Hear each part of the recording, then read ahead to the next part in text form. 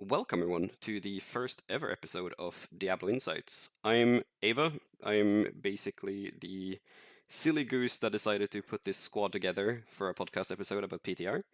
I'm the head of the GMS squad, the gang on Sanctuary who does testing. And I'm joined today by four mighty, I don't even know what to call you guys, guide makers, testers, Diablo fans extraordinaire. We can start with Sanctum and then just go like person by person, I guess. Who are you, Sanctum, and what do you do? Now I can't hear Sanctum at all.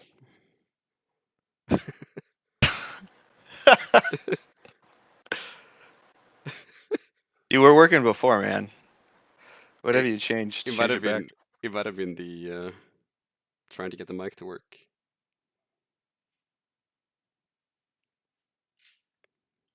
All right, I'm gonna go in the meantime. Oh, I fixed it. We're good. Okay, all right, you're right. You're back on. You're back on. Hey, yeah, I'm Sanctum. I guess I make guides. I make spreadsheets. Honestly, these days, I guess I make spreadsheets more than guides. More fun. It's kind of weird, but that's how it goes. And I do GMS. Yeah. And I guess when did GMS start? It's been a long time now, Ava. Yeah, it's been a while. Yeah. Yeah, it all started one day. Asked Ava help testing some stuff for a build. Poison Rogue, I think season 1, season 0 actually. And yeah, that's how it all started. Here we are. It's true. And then the man to his right, Serok. Who are you, and what do you do for GMS?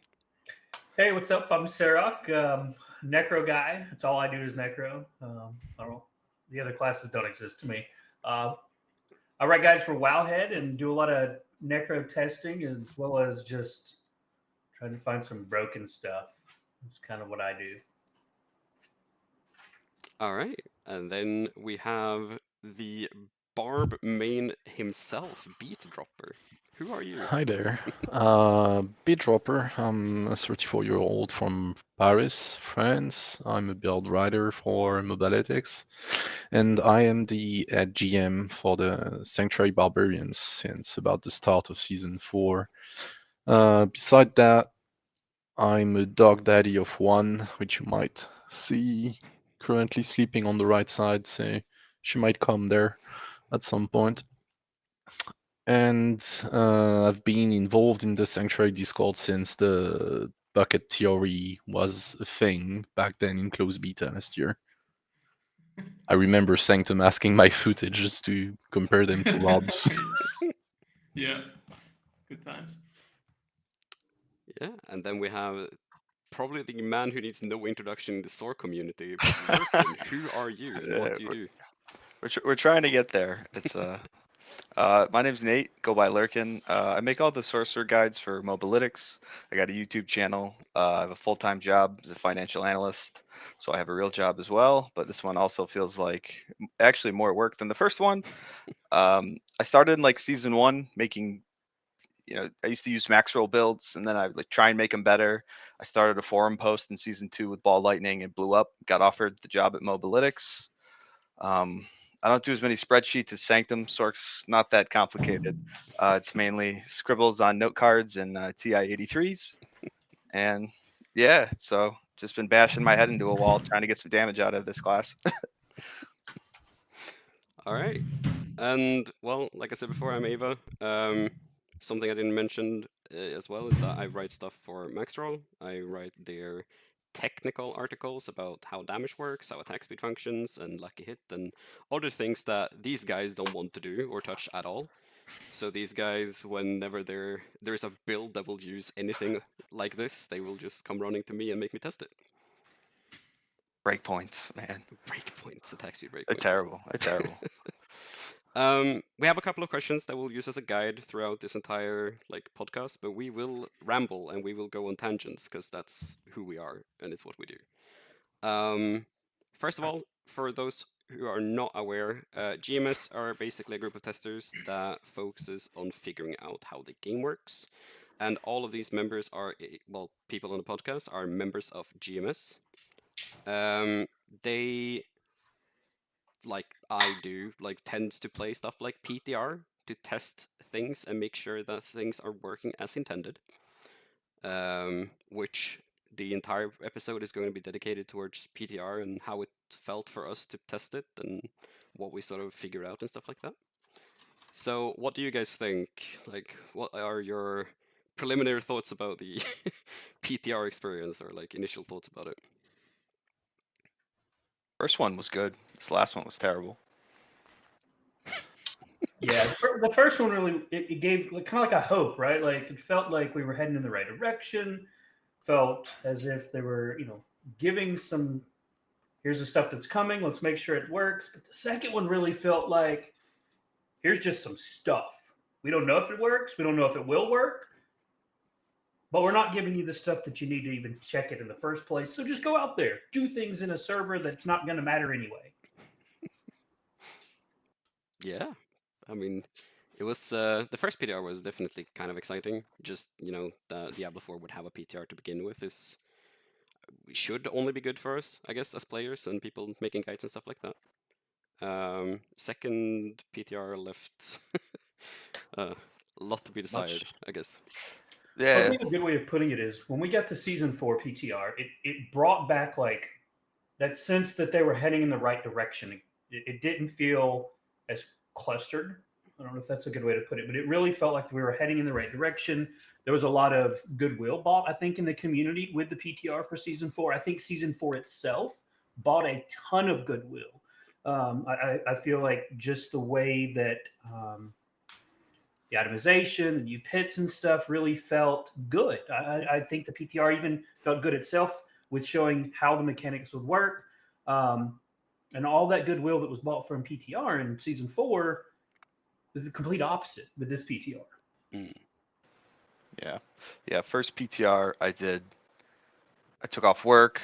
I did like an all-nighter or two, and like I couldn't stop playing the entire week. I was just like testing pits, testing builds, trying to make builds good. That's mainly what I do when I play the PTR. Like I'll test some interactions, but I'm mainly trying to figure out the interactions that are important for what I need to do. But then the second one, like somebody gave me a Sword of Rathiel. I played with it for about a day, and I was like, all right, that's it, baby. That's it. It works. Next, let's see how much they nerf it. For those unaware of essentially what we do during the PTR, or like our focus, is that we as GMS, we sort of go in there and go like, hey, let's find as many broken things as possible so that we can then directly report it to Blizzard. This report is essentially just us letting them know like, hey, we are dedicated testers and we found these issues just so that you guys are aware, just to try and help fast track the process of getting stuff fixed. And because of that, we all have sort of preparation that we do before a PTR. It could be, I don't know, making silly spreadsheets, or like Lurkin said, taking time off work just to to have the time to actually play the game and test. So Sanctum, what did you do, like just to prepare for the PTR? Did you do anything specific? So honestly, I feel like the main preparation is mentally, because you just look. The last PTR had so many bugs, and we kind of knew it would be buggy because of the amount of changes. But it was even, I mean, it was kind of crazy how many bugs there were, at least on the rogue side of things. So it's mostly mentally, so you don't burn out. Because any testing you do, right? And we'll go into it later, but obviously having to farm to test, it's pretty bad when all your work gets deleted in the next week,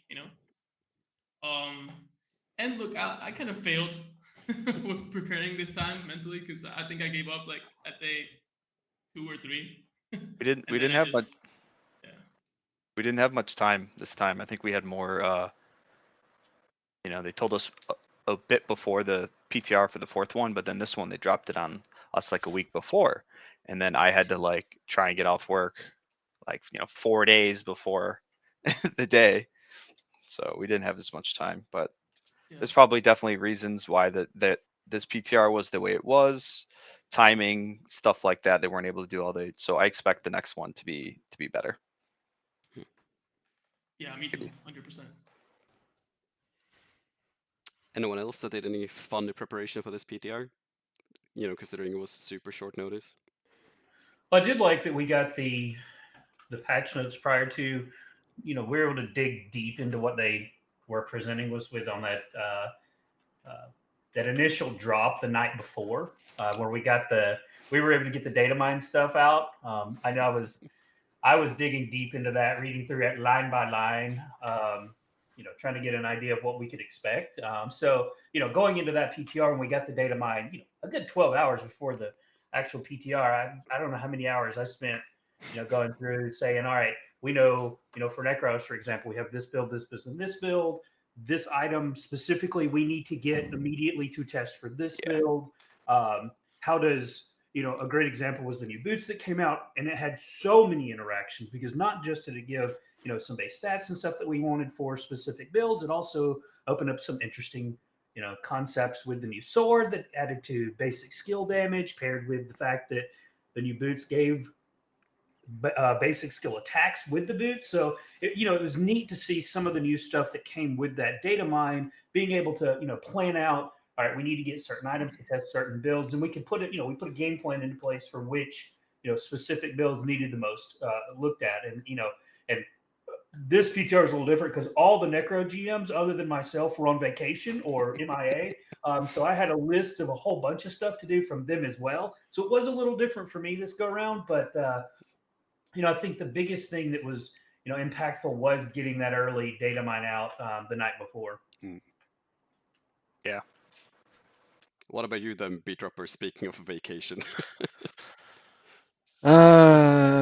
Speaking of vacations, what can I say? To be honest, hopefully I managed to get done with my day job, same as lurking, which takes quite a lot of time out of me, but still managed to be there for the PTR. It was kind of quite a rush, to be honest, because I was on vacation just like the week before, and absolutely did not expect the PTR to hit this soon. But I believe that's like a shared feeling that we did not expect to get like a patch note on the Thursday, I believe, and then get the PTR to hit the next Tuesday, leaving like very little time to prep for it. But well, I'll be honest. In my case, I consider myself lucky that I have amazing people like Icy Troll, Aoi no Miku, and Lani, with who I can just like work straight up and just prep last minute for it. Honestly, made like a great difference compared to a couple of other understaffed GM's classes. So please, if you're watching this and you're playing Druid, join us. Druid and Sword. We need help. We need help. This is true. We got it's bear hunt, graveyard shift. Yeah, beside that, my like trying to jump there on the overall feeling about the PTR. I kind of agree on what Serac said, and probably most of us the way we felt about. Season 4 PTR was kind of great, and I actually preferred it to the Season 5 one. Season 4 PTR, despite being like giga riddled with weird interactions, such as like the +5 passives for Necros on every single piece of gear, that we were like, are they really gonna keep that? Is that +28 golem a thing? Probably not though, but still, like being able to at least like generate resources by creating about 200 level 1 characters and boosting them to get those resources to test things and create builds. I feel like we had like a good balance in between being able to do bug squashing and build testing. In Season 5 PTR, despite them kind of like buffing the drop rates, and by them I mean Blizzard fixing the drop rates, increasing the Infernal Hordes and like all the compasses drop rates. On day one, it still felt kind of bland, to be honest. Like we were all like trying to just like pull an all-nighter farming bounties to get that lucky drop, or just farming like chests bounties, not chest actually, helm bounties to get that new helm. Yeah. It kind of felt bad, to be honest. Like I felt like I had to back to season playing if I only wanted got the to do helmet testing. because Yeah, the we did. whisper was bugged. Because the whisper was bugged and always giving a unique. That's funny. Yeah, I got donated. I forget which two. I think it was the Umbra Crux, the totem one, and then the shard, the sword. And I think I gave it to Ava. Ava gave it back, and I gave it to Will. Then I gave it to Slot, and then I gave it to I forget. I mean, it went around and around because no one could get the items. It was crazy. It was funny though, because like I had to scratch and claw. Somebody gave me an 180% sword, but then somebody else gave me a 300% sword. And for like 3 days, I tried to get rid of it. Nope, like everyone was done. Nobody wants. Nobody wanted it. I was like, anybody need this? Yeah. Yeah. A PTR shouldn't feel like a complete grind, and it really did. You know, going in and trying to say we get these new items, we need to test them, and the fact that there were people day 3 that still hadn't looted some of the new items, um, that's a big burnout for a lot of people. I was lucky enough; I had somebody drop me the new helm pretty quick, and I borrowed a sword from maybe one of you guys. I borrowed the sword from for like a day, but we're testing this stuff, and it felt like an absolute grind, which we've already do in the seasons, and it was just very. The new I thing. personally felt burnt out. I personally, I really felt kind of. I felt like this PTR would have been better off not being done in the first place. Like, give us the patch notes and just leave us alone because everything that was even dropped didn't work in the first place. It just, it's one of the things we grinded and grinded and grinded. Like you said, doing all nighters to do whisper caches, and we get an item that doesn't work. So it's really, there's a lot to this PTR that there's a lot of burnout for me in this and a lot of frustration just simply because I'm not getting on a PTR to test for a game that I now have to grind in the PTR for. I mean, the comment about, sure, we can make 100 characters over. I mean, that's a 5-minute process in itself. So we're spending a couple hours making characters to 6 hours. delete just to play the game that we can test. I didn't like the system at all. I mean, I think there was some good things from the PTR. Like I said, seeing the new mechanic that we're getting, I think the Horde is going to be cool. I think there was a lot of very bad things about that. But overall, the PTR was just a really bad taste in my mouth. This one, it just overall. I think one of the difficult things for this as well is that it doesn't really matter how well we prepare for the PTR, because there are going to be systems in place that will take an absurd amount of time for us to play around, such as finding, the unique items like we're talking about here, getting materials from masterworking just to test if our build is actually working, gauging how strong something is. Like, it's very difficult to get a good idea of the power rankings of specific builds, or like how viable something is based on how the PTR is currently functioning. So I think, like, overall, like, it's very hard for us to prepare apart from doing proper mental preparation of sorts, like what Sanctum was talking about a little bit, where it's like you kind of have to go in with an attitude like, yeah, we're expecting everything to be broken, and then we're just hoping that the system sort of allows us to at least go through all of these broken things to work out what needs to be changed, or like what we should report, sort of thing. Yeah. Well, One thing that scared me about this PTR was we did find so much broken stuff.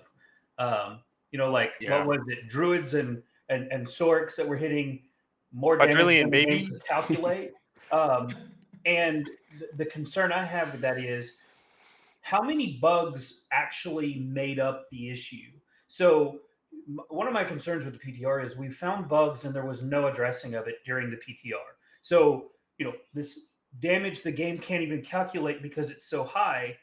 Sure, you fix what is identified as causing the bug, but what if there were 2 or 3 other things that were contributing to that were also bugs that are now, when we hit live, okay, sure, we fixed the one causing that, but there's still 3 other bugs that we didn't know were actually contributing to it because we didn't fix the ones that were identified during PTR. And these weren't, last day of PTR, we can't get to this. These were identified very early on, a lot of these bugs, and it was made very clear we're just not going to address these.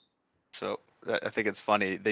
I was surprised when we saw like all the recent stuff that came out for the next season, that one of the bug fixes was for Axial Conduit not doing enough damage. Because I knew it felt the new Chain Lightning Unique Pants. I knew it felt underwhelming, but it was funny because during the PTR, with when you used the helmet with it, it was dealing quadrillion damage. So I didn't even know that it wasn't doing enough damage because I was just messing around with the helmet, That's funny. trying to get it to do a barbillion. That's exactly it. We're not addressing these issues that we found to find out what really wasn't working in the first place.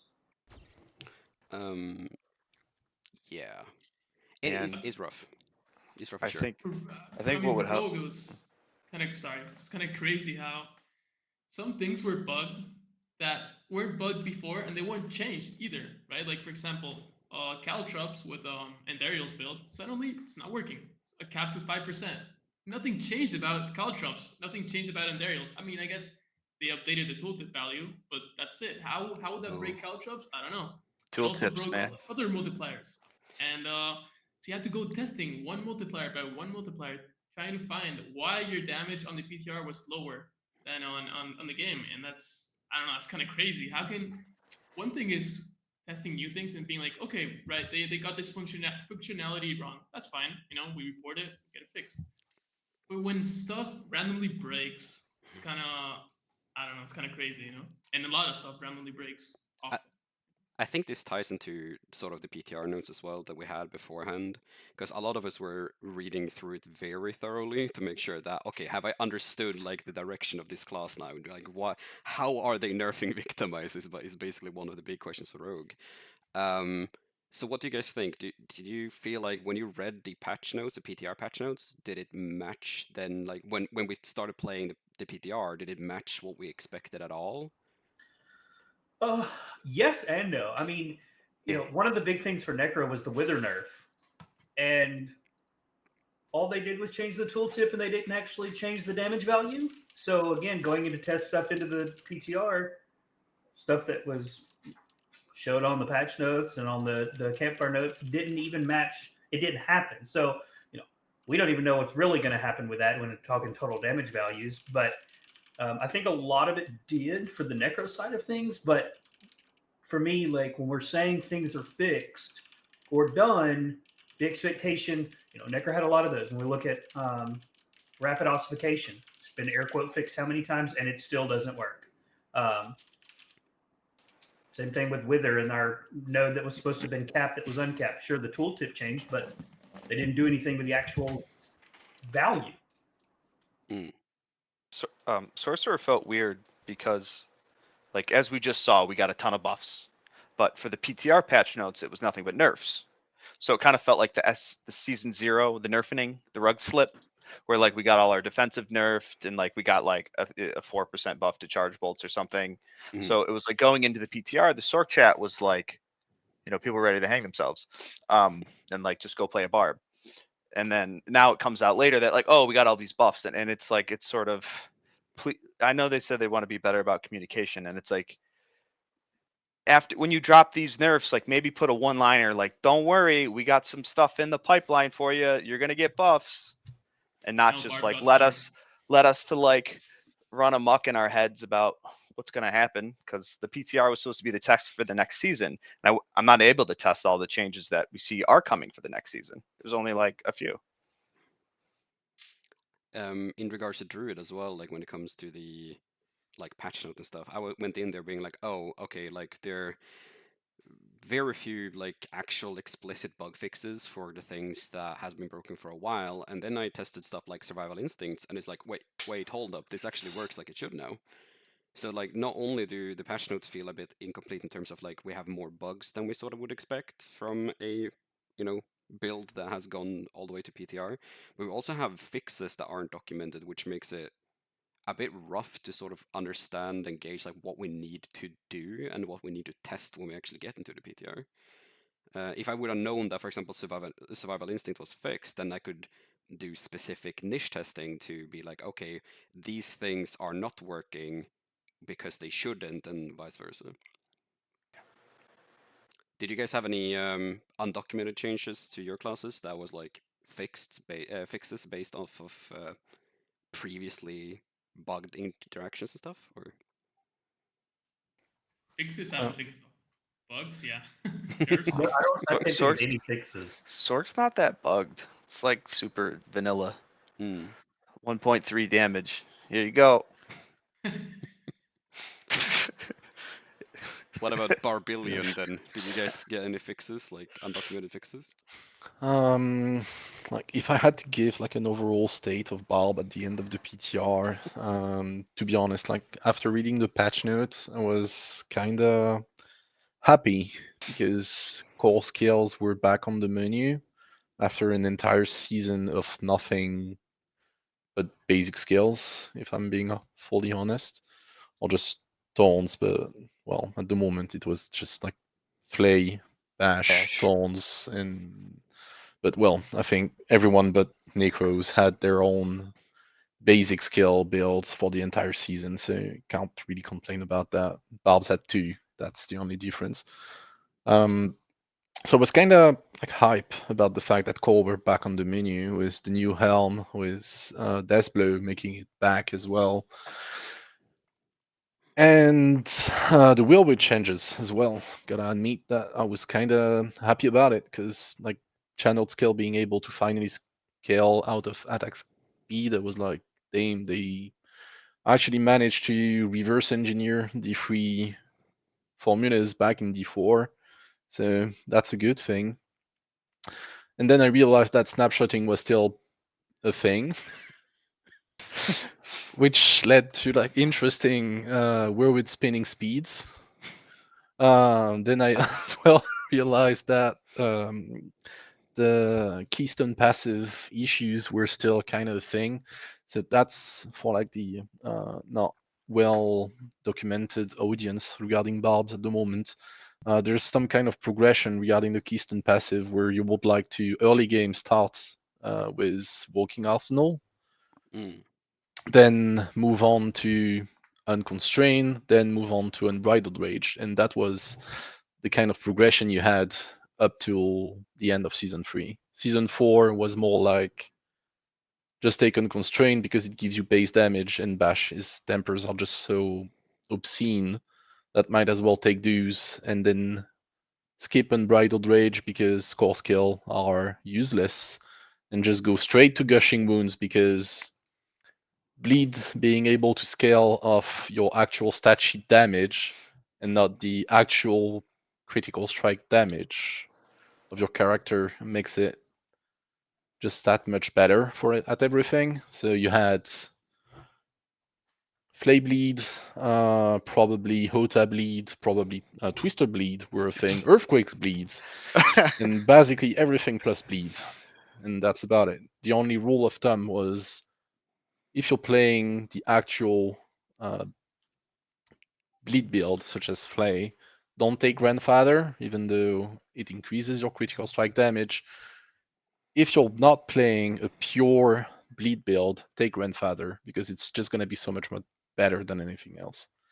So, like, in that regard, I think they did like a great job at balancing pretty much everything, reducing the power from Barb Tempers and moving those into more generic things such as multipliers, such as aspects, such as new uniques.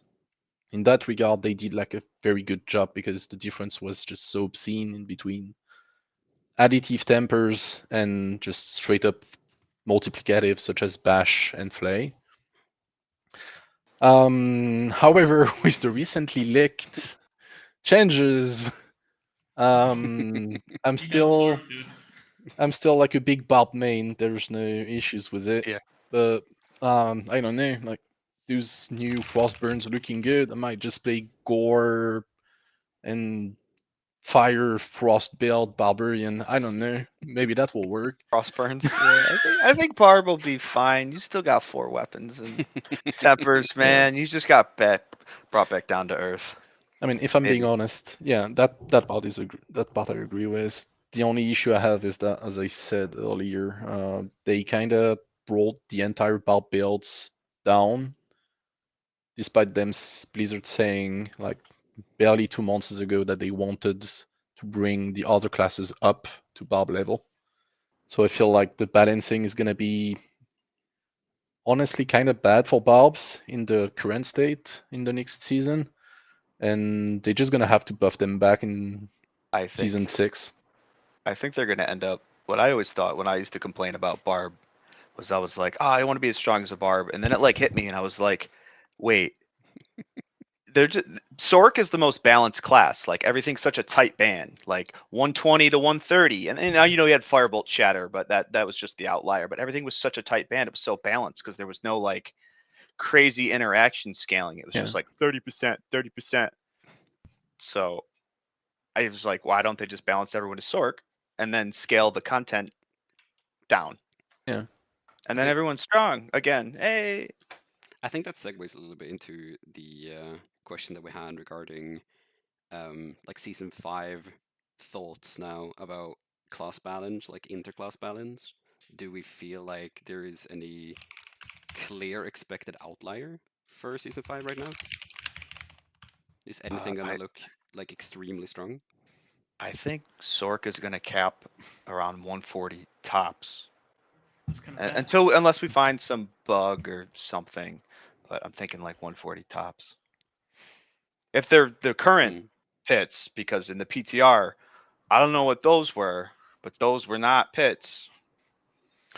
Yeah, that was one thing I was going to say too about we don't know where they're going to we don't know what they're doing with the scaling of the monsters. When they did this whole season 1 nerf to every damage value we had and completely rechanged how we played the game, they at least did some change to monsters and how their HP and their damage was. And there's been no conversation about that whatsoever going into season 5. You're right. This the PTR was terrible. Yeah, zone out or kill yourself to reset the boss to what is that? I mean, it's just To make it terrible. I killable. didn't even break that. But anyway, I think for Necros we have one outlier that I don't know that they knew this build existed, but it just got buffed and then it got buffed again, and then the leaks we just got got buffed again. So I think Necro is going to have a whole bunch of really bad builds and Bone Spirit. Yeah, that sounds about right. Probably be 2, 4, 6, 8 times as strong as everything else, but like. Yeah. Well, I mean, if you look at Necro from season 4 going into PTR, the only build that we had competing with Bone Spirit that wasn't minions was Blight, and it wasn't actually itself. It was a core, but it wasn't carrying itself. It was 100% being carried by the Ebon Piercer amulet. Well, what scaled the amulet was the Blighted aspect and Wither. Both of those have been nerfed to nothing. So Necro didn't even have any builds competing with Spirit and Minions in the first place, and then they all got nerfed. And then Bone Spirit got buffed, and then buffed, and then buffed. So, I don't think Necro's in a great place at all. But is there an outlier? Absolutely. Bone Spirit is going to be bonkers, while everything else is like, I'm going to go play Barb. What do you think it'll be able to do?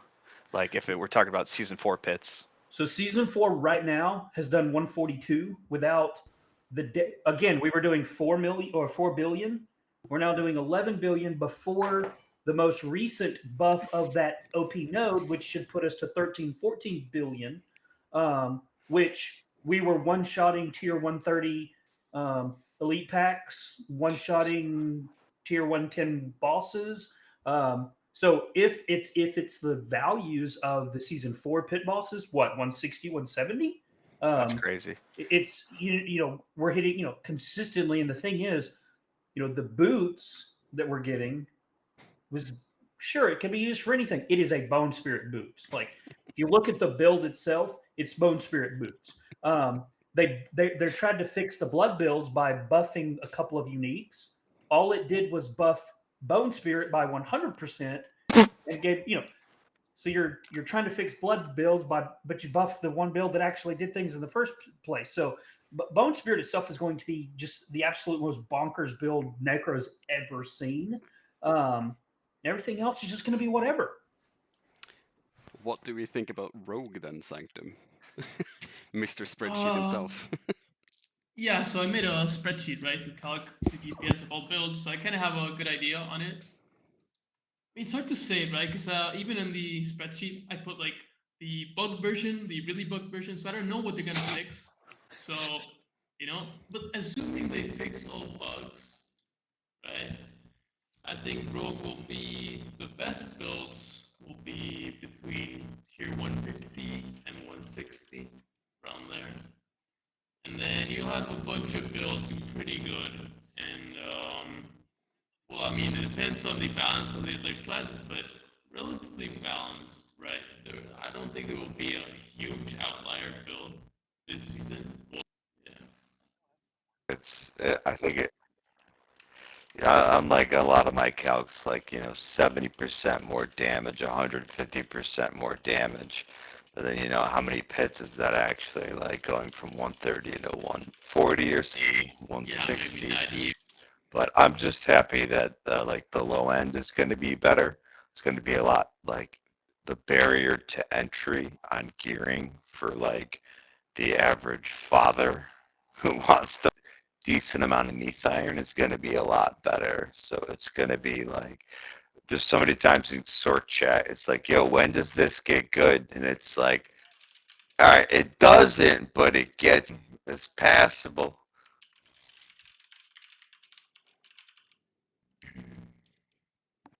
Dude, I hear that so much in Necro chat. Like, you don't, but if you do That's this, the neat part. you can do a pit in 102 minutes, but you gotta grind pit 80s for 4 days straight. So I mean, it's out. We gotta teleport though, so like I can't play any other class, dude. Being able to teleport down the Duriel edge, nothing beats that. Yeah, I mean, I don't know. Umbra Crux plus Shadow Step might beat it, Oh. just because of the fun So interactions you can do. we could talk about the good of the PTR. Let's stop talking about the bad. Let's talk about the good. Was the boss changes, just being able to resummon the boss over and over, because they do harp on that sometimes. They talk about like, okay, we like this design, but is this design fun 1,000 times? And it's like a lot of it, no. Like I still want us to be able to salvage on the go, like just being able to dismantle, mark it as trash, and just dismantle. I shouldn't have to go to town. I can only hold 30 items. I think it's cool that we can reset bosses now, but you kill the boss twice and you have to go back to town anyway. So I'm with you 100% Yeah. there. Now, I saved a ton of boss mats going into PTR, and it was fantastic just being able to spam them. I can't tell you how many times I'm in Discord with the play group and we kill Duriel and it's like, hey, somebody's still not out of the zone. Hey, somebody's still not out of the zone. Hey, somebody's still not out of the zone. You wait 10 minutes to reset because somebody went to pee when we could have already killed the boss again. So I mean, I think that was a huge, massive dub right there. Yeah. I think you know the system's a bit. I mean, maybe not bad, but it's not working as intended. When what people do is they grab their items after 2 clears, they go to a corner and they drop like a million items, and then you start getting huge piles of tooltips, on in the ground, and that's just not how it should go. It's better now.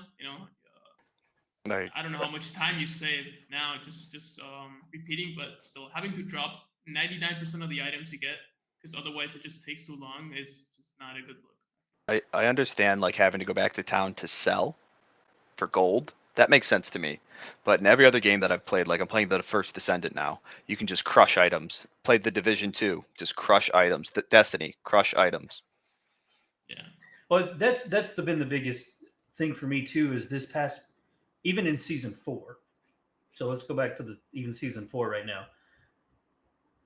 4 weeks into it, why am I running out of rawhide? Right. This isn't the in-game Do material. more Legion, like This is stuff that I did at level 20. I thought that was hilarious. So being able to crush stuff would be great on the go, but why in the world 4 weeks in? And it's not like I'm a casual who I'm still level 70 at week 4. I've got 4 necros at level 100, all fully GA'd. Like I played the game. Why am I still running out of base material? Well, I can't Dude, have I had time a to drop it. breakdown about that. Yeah, Sanctum, you did because you were grinding. So when I was grinding hard and I ran out of all materials, even hides, we didn't know that legions gave a lot of hides at that point. So I was like begging people on Discord, please sell me like an Yellows. inventory of Of items, yellows, legendaries. dude. I need crystals.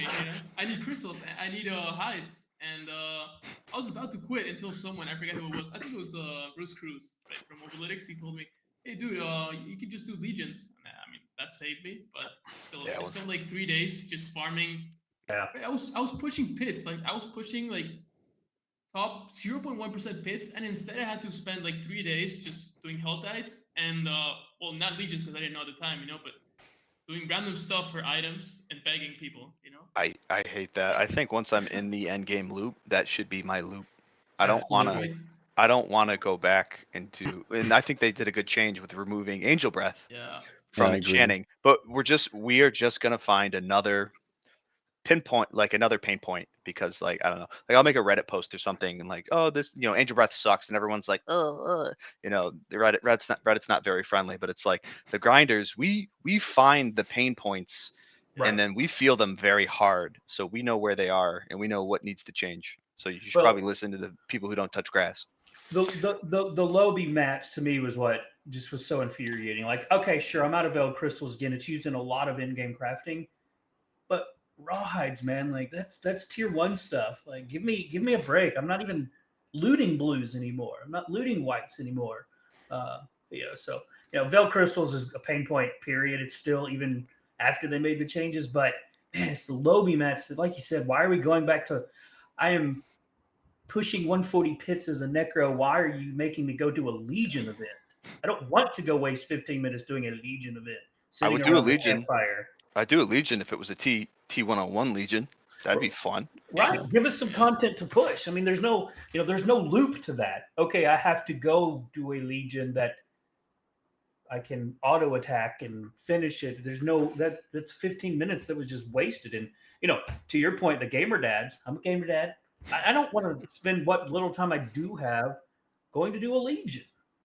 Well, yeah, overall, I kind of disagree with it because I still feel like they had that MMO aspect in mind whenever they designed Diablo. So having to spread activities to gather resources makes sense to me.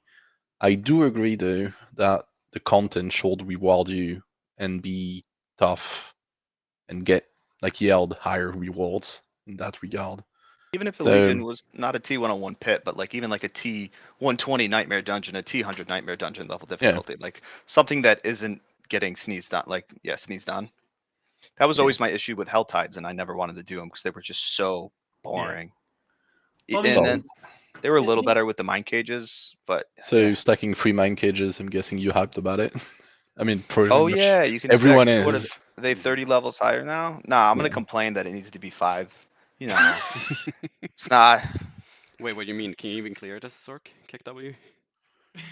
Oh, bro, we got Three rated. mine He's cages a on the no Epic, you next mean? Nah. yeah. We're the Helltide Kings, and you know it. I mean, People used to make Sorks so that they could farm Helltides faster because of the movement. Well, I think I really like the D3 experience with once you got to end game. If you needed to farm the lobby stuff, you could just kick your chaos level up or whatever it was called, Torment. Yeah. the torment level. You could bump it up and you could still go do the crap content, but now you're doing it at torment 16, which is still a challenge just to get the lobby mass. So I don't know, it's definitely something that really should be looked at, because having to go back and get your go do a bunch of things to get all the things to whatever. I mean, give it a World tier- challenge. World There's tier no 5, challenge to it. World Tier 6, baby. Yeah, I Let's feel go. like they should have introduced World Tier 5 whenever they raised the eye level cap from 820 to 920. Yeah, They should World have just Tier done 5. that. Would have World solved Tier a lot 5 of is like issues. a T100 Nightmare Dungeon level, like level 154 Yeah. enemies. That would have been a nice sweet spot because it's still, once you're min maxed, it's still like you're cruising, but you could die. Even before World Tier 5 has like 200% resistance reduction, so the sorcerers we'll can be finally Nah, use yeah, resistance we'll, nodes. yeah, we'll be good. So I we talked mean, a little it's no bit. longer going to be an issue for Barbs, though, since we no longer have any protection tempers. So now we can just all roll defensive and all resistances on all our pieces instead of max life. Oh yeah, did they get rid of your Elite DR thing that you guys All had of or whatever? all of them are gone. Ooh. No more Man, it sucks, defensive bro. no more defensive tempers. We can have all resistance now. Let's go. Good riddance, to be honest. It broke so many things in the game, like for no reason. What? Yeah, the You mean like 100% PvP DR. Yep. Yeah. Turns out that's pretty strong. Oh, is it? It's weird, right? No, it was funny. It was 100% DR Barb versus an Immortal Sork. It's just like it was like a 10-minute just waiting for somebody to. I don't know. Yeah. So we have some questions from chat that might be fitting for this. From Witty, in terms of class strength, given that Druid and Sorcerers appear to be receiving improvements, while many believe Barbarians have been hit hardest, where do you think this will leave the overall class dynamics? Based on PTR, I suppose. Probably. It's kind of weird, because I don't really know how much the overall power has actually moved. Yeah, how far is Barb gonna drop? Like, are they still gonna be stronger than Sork? At least like 20 to 30 tiers on all builds. I think it's Bone Spirit, Rogue, a lot of Rogue builds. Than everybody else. And I don't even know Druid. They got some buffs, but I don't know if it's enough. Probably in Barb and Sork. And then Yeah, like the I way don't they know that nerf. this is a fair question yet. And then the rest of Necro is like, Well, Right. not even from a standpoint of which classes yet. We do not know yet what these other uniques are going to do. Because so if you look at it from the standpoint of, and I'm going to use, because we've only seen one of these changes, the Blood Moon Breaches for Necro, it's an overpower, which is for Bone Spirit, was increased by 40%. One unique item was increased by 40%. That's the only one we got to see. Did you see Blue Rose? I don't even know what that is. No, but I'll go out. You finish. I'll talk about Blue Rose so after. if we look at that from a standpoint of these, they made the comment, and I've tried to bring some of the doomers down about this. They've said they want us to see 4 uniques in a build, 2 to 4 build, or 2 to 4 uniques. We don't know what these changes are going to be on those uniques yet. I made it a point in PTR to look at some of the uniques we already knew about and put those into perspective in what builds they may work for.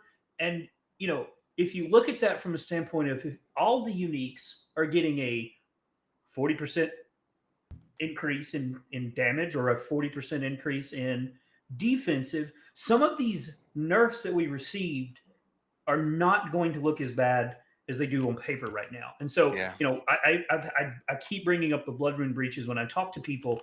You know, if you got to think, if they also do that with the other multiplier for Bone Spirit, again, Bone Spirit, and they give that another 40% damage increase, you know, these nerfs start to feel less just a slap in the face and more like, okay, there is some power given back to us after the major nerfs. So I don't know that we can even remotely try to put it in perspective who's going to be best yet, or, you know, even what builds within each class yet. You know, Bone Spear for Necro has been dead in the water for like 2 seasons. It used to be everybody played Bone Spear. It was the best thing. Everybody whined about Bone Spear. Other classes, I can't believe Bone Spear can do this. Okay, got it. Well, Bone Spear's slowly been creeping back. And in PTR, it looked pretty solid. And that was before, you know, about 60-something% of Bone Spear's damage right now comes from the helmet.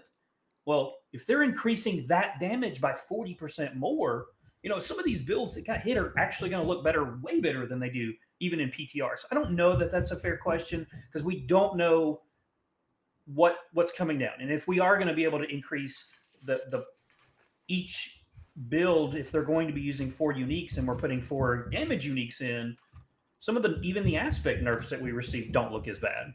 Yeah, and what we need to do for next season, what I did this season so I could get like a good grasp of Sork as a whole, like where everything fell. That's why I knew everything's in such a tight band, because we need to have a big forum post of like highest clear by skill, build, etc. like that, so we can start to see. Because I really, when I'm looking at like class balance, I sort of want to look at the median build, like where do most of like the classes builds fall? Not like where's Firebolt, where's Bash, etc. Like the outliers. Like where's the meat and potatoes of the class? Where does that lie?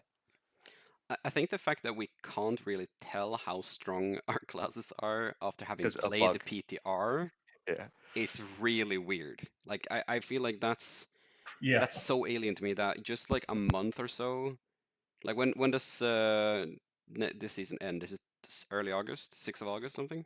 3 weeks, yeah. Yeah, like about like yeah, like however long it is. Like the fact that we have no clue how our classes are gonna be like in terms of from a guide writing perspective and from a even from like a like raw player perspective, it feels really weird. I can I understand. got. I can Sorry, understand you like go. some classes are gonna be like, oh well, if they don't fix this bug, the class might not work in this way or whatever. Like victimize for rogues is like one of those big things that we noticed was incredibly different compared to season 4 functionality. So like if they don't fix that in time, then that might not work, kind of thing. Like that's one thing, but we have no idea about like 95% of the unique items. We have no clue if that stuff is going to be like broken behind the scenes. Like we have no information, and we're only like 3 weeks out. That Yeah. feels weird. Yeah. Yeah, I mean, to give you an idea, the new Fist of Fates, assuming the values are correct, it's like a 2 to 3x buff to Endarial builds, to Lucky Hit builds. Right. Right. Because of the 2 lucky to hit. 3x. Like, It's See what I'm 1.5x damage saying? average. I don't think we can Yeah. remotely have a fair conversation about that because when we got the leak for that, like, oh my god, 80% lucky hit chance on one item. I mean, we don't know what these other builds are going to look like just because we don't know these uniques yet.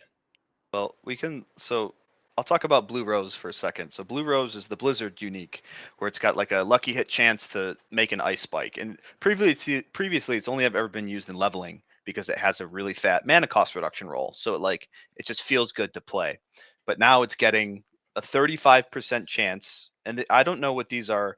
I think are these at 12 out of 12 or are these at 0 out of 12? I don't know, but it's a 35% chance to for ice spikes to explode twice. oh, wow. 350% ice spike damage, 180% cold damage, 10% crit chance, and then lucky hit chance to do 4200 cold damage. So that alone, it's like 40% better than like a legendary ring that we're currently using on Blizzard. Wow, So those if stats that's are gonna, really good. it's like 500. It's like Sork only gets 1200 to like 1500% additive. Now you're giving us this Blue Rose, this one unique ring that's going to give us 600, 700% additive. And that's honestly part of the reason why Sork hasn't been able to scale is because we have all the flat multis, like the 1.3, 1.3. We can only get so many, and then we don't have the raw additive that, like, say, a Barb does. Where Barb's build, I don't know, Barb's could get what, like 2500 additive. We only have 1500, Yeah. so. But now with like Blue Rose, it's like, okay, Blizzard might get 2K. And how many other uniques that we don't know the changes yet are going to do the same thing for that build? So that's my whole point. I think it's cool to speculate, but just the leaks we've seen, these new uniques are wild, and we legitimately could start seeing every build run 2, 3, and 4 uniques just because we're getting 120% X damage out of it, right? Like you can't negate the fact that we know that these changes are pretty substantial just from the minimal amount we've already seen. So, why do you guys think we didn't get to test these unique changes? They weren't ready. They were rushed. This was 100% a rush PTR. That's Yeah. why Isn't it we better also to got the give us top the of rush like, hey, version than nothing? At least we can get some feedback on it. Yeah, they could have rushed the PTR, but they needed to give us all the new items and they needed to give us Neath Iron.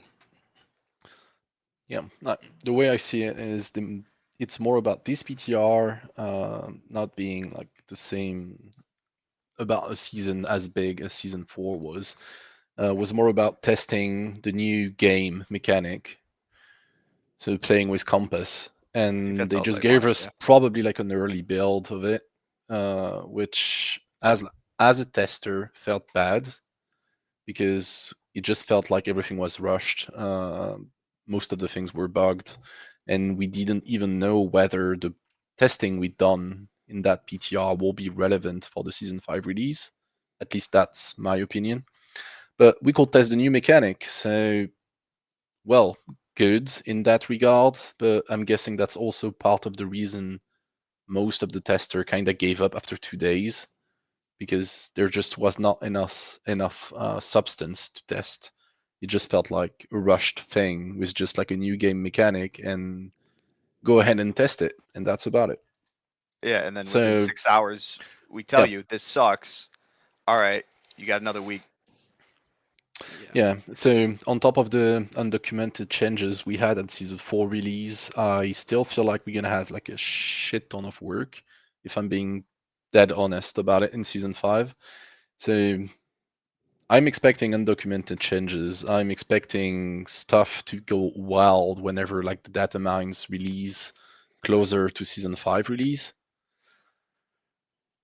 And that's honestly pretty much about it. So I'll just say, like, probably like the same thing to all of my friends, to all of you guys. Have a good night or 48 hours sleep before season release, because you're not gonna be sleeping much there. So Yeah. And just to make like for the people watching as well, like even though we are reporting bugs to Blizzard, some things are gonna be too complicated to fix before the season launch, regardless. So even though we might find issues, some of them might not be changed simply because they are very complicated issues. It's not like, beep boop, I'll press these buttons and the thing is fixed. Like that's not kind of how it works, So like just keep that in mind when you see us talking about reporting bugs and stuff. That doesn't mean that Blizzard aren't doing their job. It literally just means that they have a lot on their plate and not a lot of time.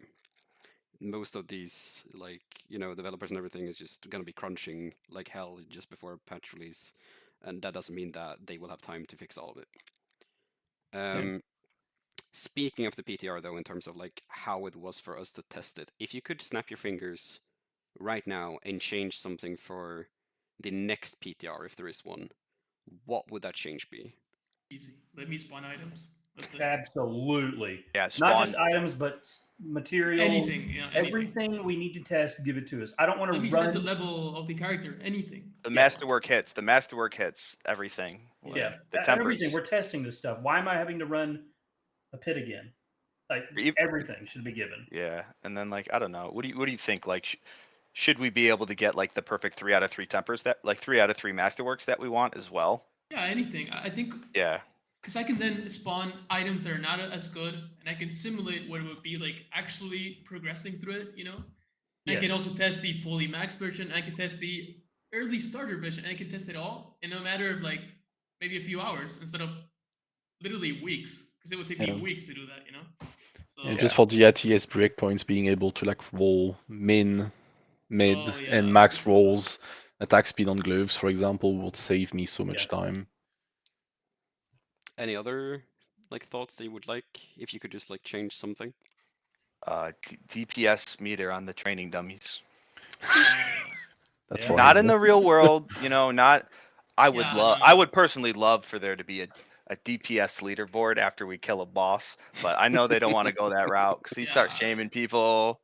But I just want it in the training dummy. That way I know I can like, you make a change with a build. Like I don't have to damage. Then I don't have to like record, because there's a lot of the testing from the GMS. It's done in the training dummy. Or if you for whatever reason aren't trusting the training dummy that way, you can like go and test on Lilith.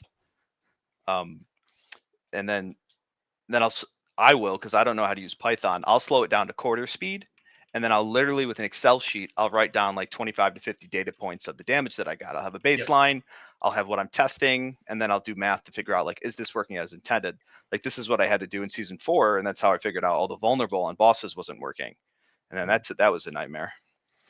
Yeah, what I want is an enchanter inside the training dummy training grounds, because I'm getting tired of That's a good one. exiting and just Changing getting back in. aspects. Yeah. So I just ended up having like 10 different aspects on my gloves, on my rings, and on my one-hander. Like basically my inventory is like 10 gloves, 10 rings, and 10 one-handers, all with the same aspect, just so I can test different combinations.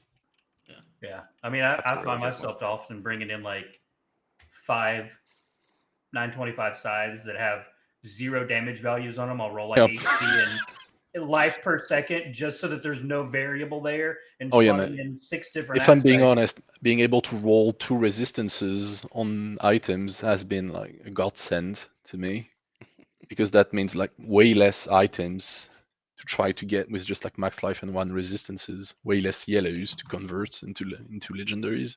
Yeah. That was honestly the only good thing about the PTR in my case. Like the testing was made easier because we could roll 2 single resistances on items. So it was easier to test things. It was still really hard to enchant anything True. because the weights, baby.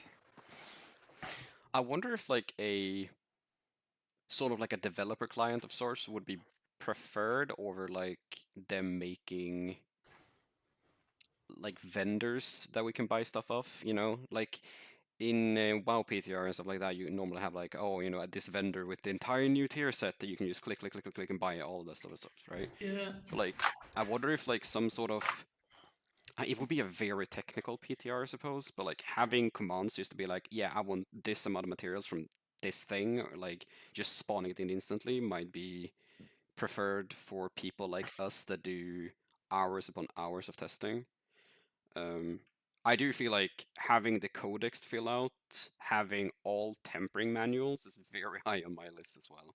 Like Oh, having just yeah. Oh, I didn't. We didn't get to tempering manuals. I gave up on those after like 4 hours. Yeah, because like I don't know about you guys, but I could have probably tested the entire game in terms of all the classes in the time I spent fixing everything for 2 classes this time around.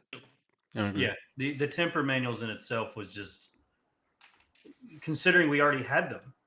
Like, you know, it was wild. But I do like the idea about a DPS tracker of sorts for the training dummy area, though. In general, not just for PTR, but like in general, that would be really good. I remember, you know, something I couldn't understand. How is it even possible? I forget which multiplier I was testing, and I would find testing on the dummy half the time. No, maybe not half the time. 75% of the time was working. Actually, 75% Malice, of the time wasn't it? was malice. It was double dipping 75% of the time, and 25% of the time it was straight up not working. And I didn't do anything. I didn't change my items. I didn't exit out it. And then suddenly, no effect. And it would time would pass. Suddenly, double dip. I don't think I've had these many issues with like Oh. figuring out what multipliers are working again. Compared, like I don't think I've had these many issues figuring that stuff out since season 0. Because like since season 0 for like rogues and stuff, we've at least had like a really good idea of how stuff is working.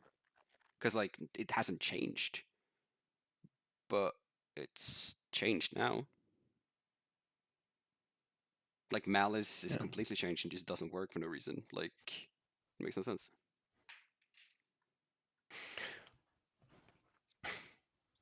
Agree on that. Like, Sanctum, I'll be honest, I like can't I'm. hear you. Yeah. Let's see if Like- Sanctum can come back again. Yeah, it's alright. Like the way what I was saying was that like the way they changed like a couple of core mechanics in season 5 PTR and what's coming, or at least what's been leaked for season 5, is honestly making me worry for us testers, especially like in Barb case. I see his Troll's been doing like Ah. God's work on Bleed. Gushing Wounds being entirely changed is gonna make his life hell, I bet, because he's gonna have to retest all of it. I'm also kinda concerned about a couple of attack speed breakpoints, just by the look of the changes they made to the Barbarian Frenzy amulet, which basically allow us to go easy since like season 2 to easily go above the 100% ATS cap 2, now giving us more ATS. And I'm kind of like, are they gonna change the formula again, or are we just gonna stay like this? Don't smile. You don't want to retest all of it. I know you don't. I actually like attack speed is one of these things that makes me kind of wonder if they have like this spinning wheel where they're like, okay, should this be cap 1 or cap 2? And then you just go like and hope for the best. Because like it feels largely inconsistent, and it makes it very difficult to gauge like how. Why is there even 2 caps? Why is it just not Yeah. 1 cap at 200%? Hey, at least it's showing the stat sheets now, so it's easier to figure. Still can't hear you, Sanctum. Yeah, I did notice that. It does show like you will hit the 100% in the stat sheet. I Yeah. noticed that with Moonrise. Sanctum needing to fix his mic. Oof. There we go. Okay, you're back. I was gonna say, why is there even a cap? What? What's the point of the cap? Just take out the cap, rebalance the numbers, right? I don't like why is there a cap at all on a lot of stats actually? And why is it not explained that there is like attack? It should be like on your gloves. It should say attack speed like cap 1 or I don't know. Just making it different colors, or like. How are people supposed to know unless they happen to like come across the table of cap 1, cap 2 that we made, that Ava made? How are we supposed to know that? So they have like a weird dichotomy where they want to make the game as simple as possible. So it's really relatively simple game, but under the hood, it's not simple. Except that's not presented anywhere because they want to make the game simple, and it's just it doesn't work. You know, it doesn't make sense. It shouldn't be that way. It just makes the unpaid testers. It's our problem now. Yeah, the unpaid QA. Yeah. Unpaid QA. I mean, Yeah, don't they have a guy for this? I don't know. I don't know, like where's the attack That's speed right guy? there. I don't know who's. Yeah. Right there. Put him to me. Actually, let's be honest. Like Serok did attack speed testing as well. I saw was it the Blight attack speed? That was C-Todd. I was But I have C-Todd? done some attack speed testing on some other stuff. Unlucky. Sorry, C-Todd. Hey, I'll give him credit. I was not about to do Blights with all this stuff going on with it right now. I did ball lightning tick rate once, and I'm never doing that again. No, I do agree though. I think they're like the number one.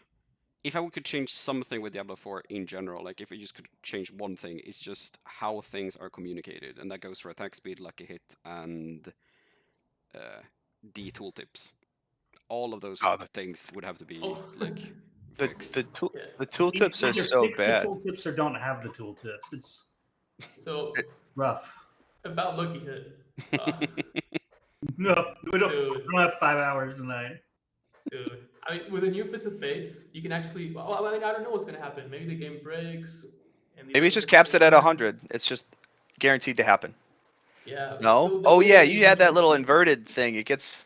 Yeah. It gets, because they didn't build the game to handle because you could never reach it before. Well, I mean, the formula doesn't make sense, right? Because the way they made it, for some reason, they decided to make it that way, and I'm pretty sure it's because they didn't really. I mean, if you graphed it out, and you would know it wasn't the right way to make it.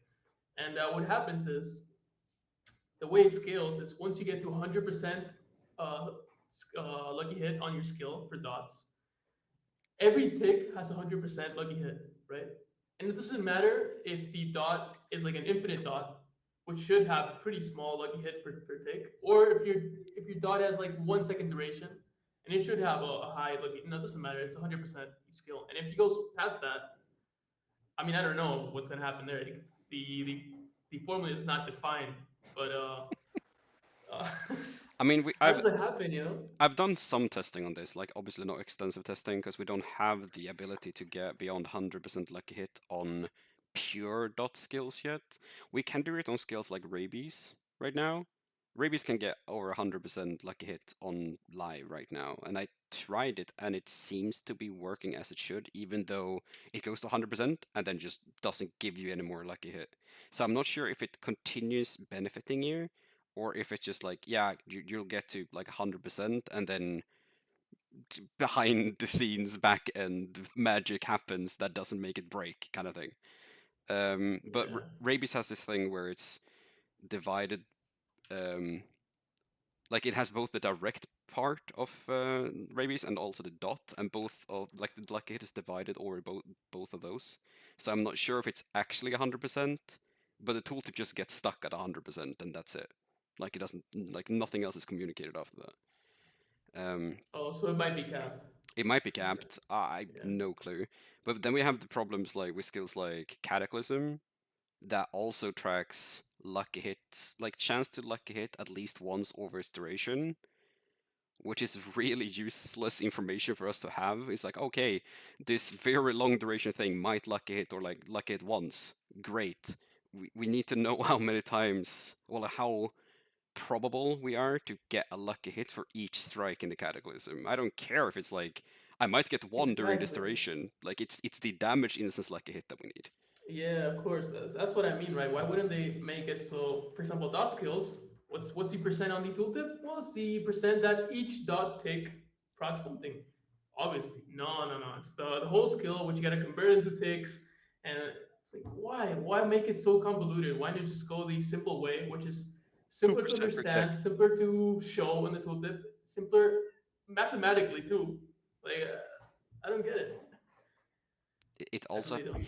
it also has this added issue of when it affects the tooltip, like plus lucky hit on gear, when that only affects your tooltip value, which is what we have right now, right?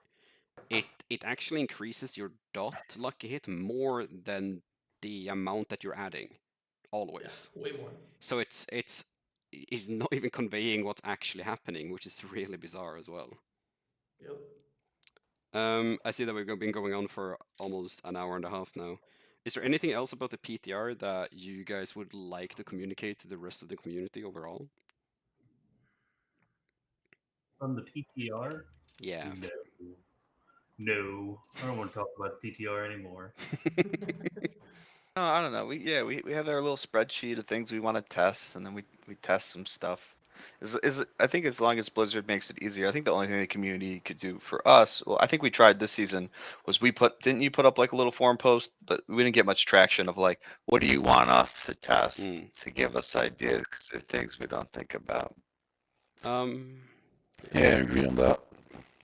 Would have been great to have like a little bit more feedback because I know like a lot of people play on whether they're Barbs, Forks, Necros, might sometimes just feel like underwhelmed or afraid of asking questions. I'll be honest, like I got more ideas of stuff to test from new people that just came with at the end of season 3 and started season 4 with all of us due to the Xbox Game Pass. I got more ideas of stuff to test from those people than just from myself, despite me playing since like close beta. So please keep interacting with us. Please use whatever tool we give you, and just give us ideas because like the more of us having those ideas, the more stuff we can test and the better feedback we can offer. yeah, I the sad reality as well is that we need more people when it comes to testing because we have people doing testing, doing playtesting, and it's generally speaking kind of rough to get to test all of the things that the community wants as well as as well as all the things that have changed kind of thing.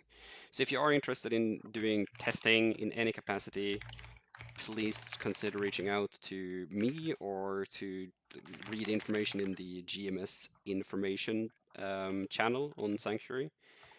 We would love to have more people to help out with this because right now we we are struggling in terms of having the time to get to everything.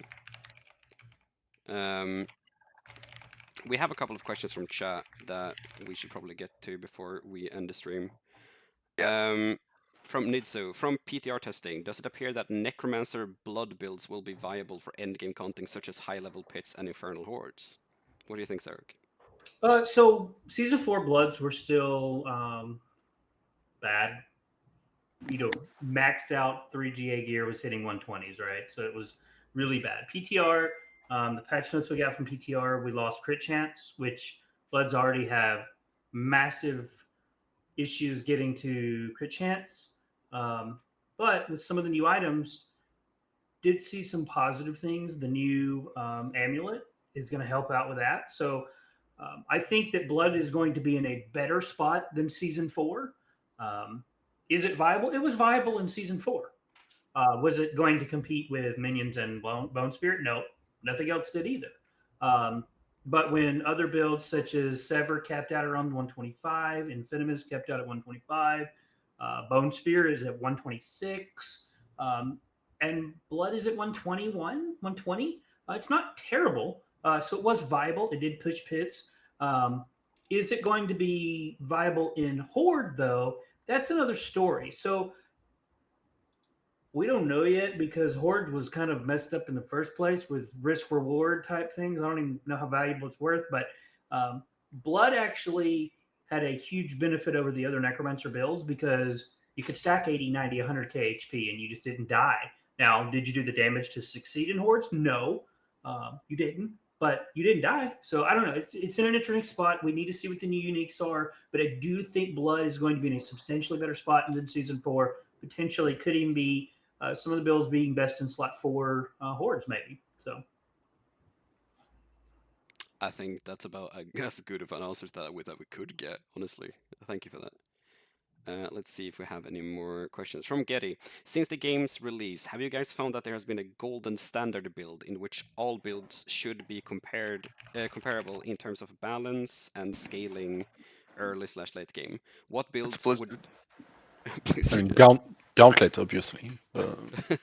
Sorry, finish the question. I'm sorry. What build would you consider to be closest to that in season 4 and potentially in season 5 going forward? It's really hard to answer the season 5 question, but like let's focus a little bit on the season 4 one. So I think for Sorcerer, and I think also in general too, I think Blizzard has always been Sorcerer's bread and butter, gold standard build. Like it can mob pretty well, and because you can stack Blizzards for 12 seconds, it's always been able to boss pretty well. And like obviously it's not as strong as the other stuff right now, like it capped out around a 130. But I honestly think like Blizzard is sort of the strength that like the game should be balanced to, just because I don't know, it's just always been Sorcerer's gold standard, and it's just like reliable and it's sturdy. It's just a good build. Um, and then they can scale content down or do whatever. I don't know. I think for Rogue it's very difficult because, I mean, Sanctum, I'm sure you agree with this. It's very difficult to define a gold standard build for Rogue when every Rogue build is bugged. Like, it's very Yeah. difficult to Yeah. feel like, I think Yeah. for me it was always Poison TV yeah. because well I played Rogue in It season was so one. bugged. I know I played Rogue in season one. I played Poison TB when Sorcerer was really down bad. So that's what I see as like Rogue's gold standard. I know it's probably not that good right now, but that's like the the iconic Rogue build.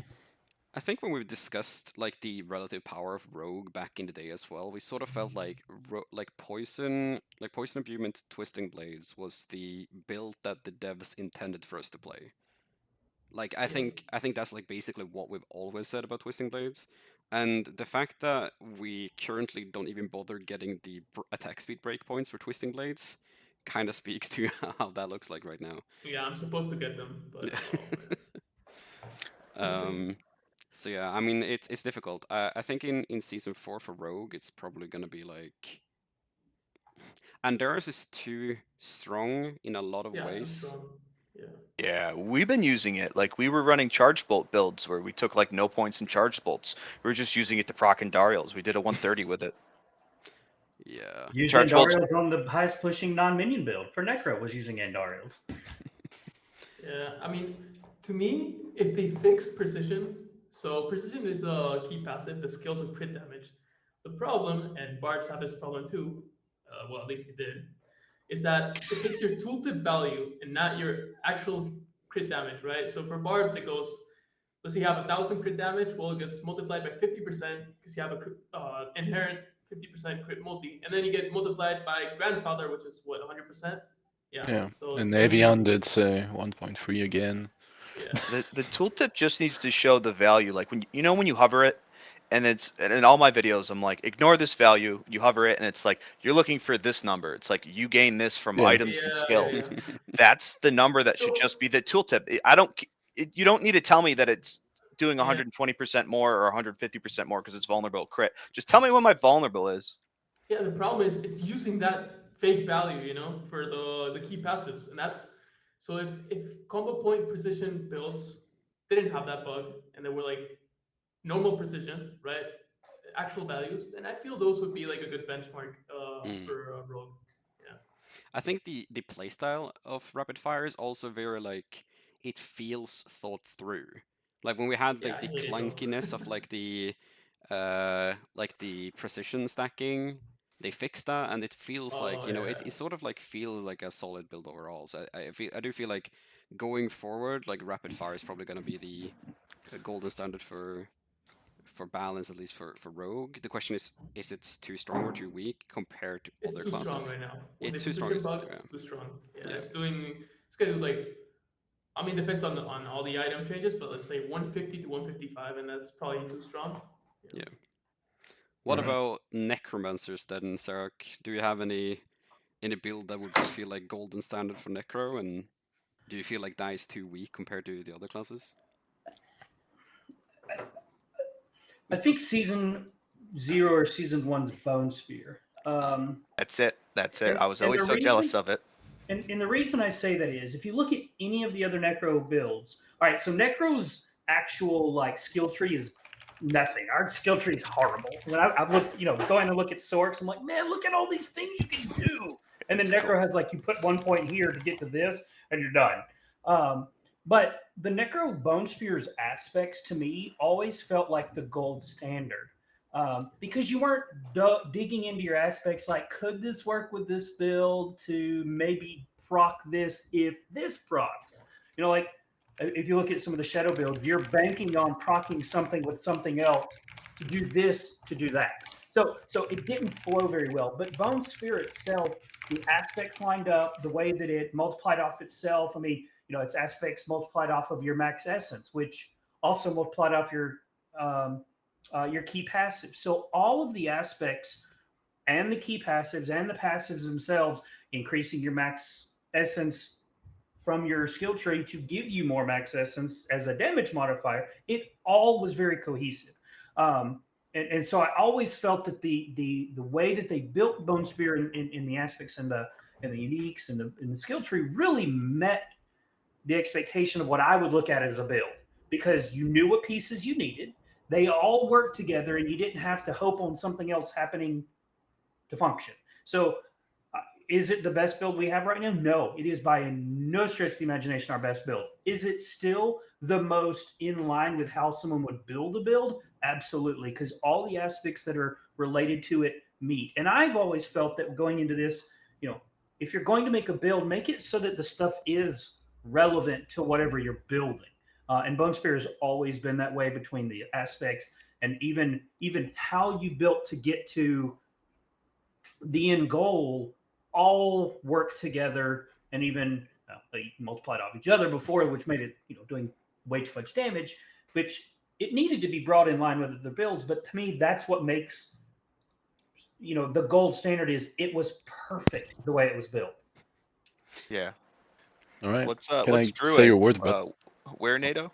Sorry. no, keep going. I don't think we have a Druid here. What's I Druid? mean, we got Where NATO? Sanctum. Yeah, I played Druid. Oh, yeah. Sanctum Maya like half a druid at this point. Yeah. I just remember the tornado one, running around at 200% move Yeah, I speed with love all that the build. tornadoes. I think that's like the classic like Druid build. Yeah. Yeah, but they made it clunkier and clunkier and clunkier. When it used to be so, I mean, I guess before the game launched, it wasn't straightforward because you had to figure out all the moving parts, but like it just made sense as a build, right? Every single piece of that build, at least in like season 0, season 1, was like a piece of the puzzle that made the build work. So it made a lot of sense as a build, and it played in a very straightforward manner. It was a great build, and then they just made it clunkier and clunkier and clunkier, and yeah, it's just So not a solid build now. So what about barbarians then, Peter? Because it feels like Blizzard has decided that barbarians is no longer the golden standard for builds. So what do you think? All right. So for barbarian, it's gonna be. I'm gonna try to keep it like not too lengthy. If I had to take one build and like basically balance the class around it, please don't hate me. I'm gonna say it's upheaval. Oof. Okay, so the reason why I'm saying upheaval is that upheaval got at least one unique about it that increases ranks and adds new mechanics around it. So direct damage plus ranks. So we got that covered regarding balancing.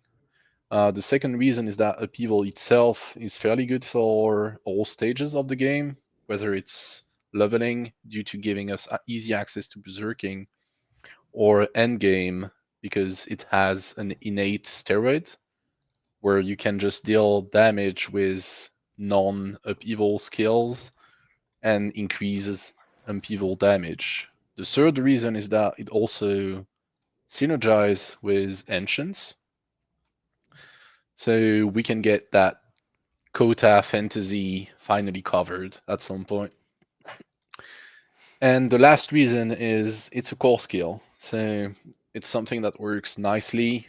You can either use it as well with either like swords, two-handed maces, so you can go overpower if you want, you can go bleed if you want.